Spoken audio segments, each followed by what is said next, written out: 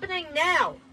And we have to stop it now, which means we have to rise up. Across this country, we have seen millions in protest, millions in opposition. It is time to bring that opposition to the seat of power, to the capital of this country, in nonviolent but growing and relentless resistance and protest, demanding the Trump fascist regime must go now and not stopping until we win that demand.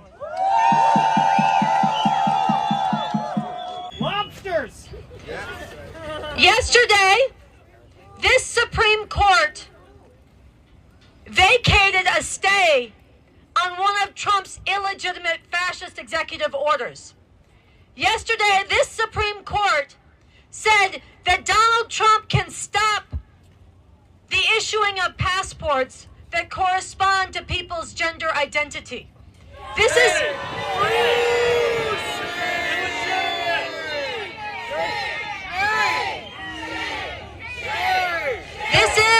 a major leap in the erasure of trans people.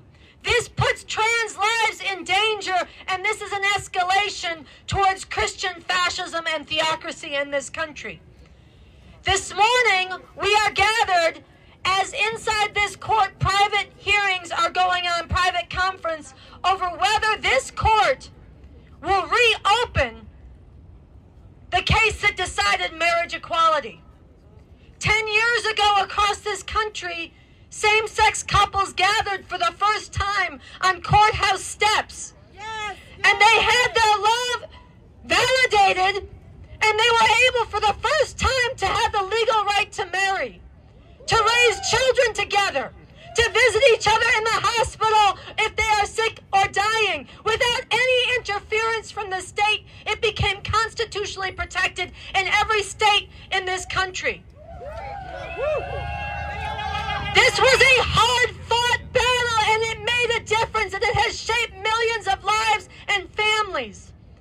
Now, while most of this country celebrated that decision, in Kentucky, a bigoted woman named Kim Davis defied the law and refused to issue marriage licenses.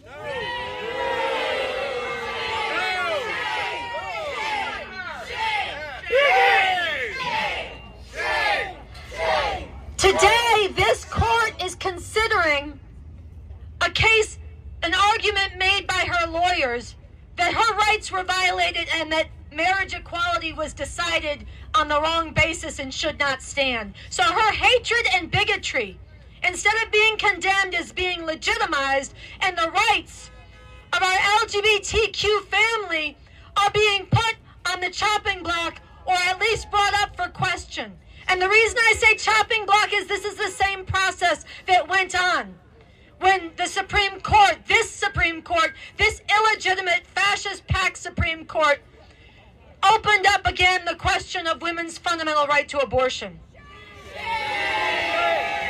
And at that time, across this country, people said, no, they'll never do that. That's established law.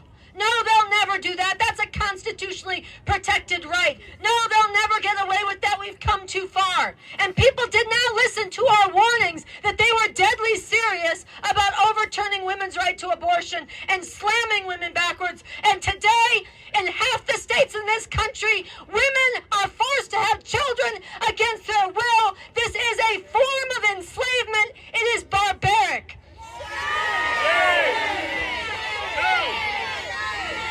And women are dying in 2025 from miscarriages.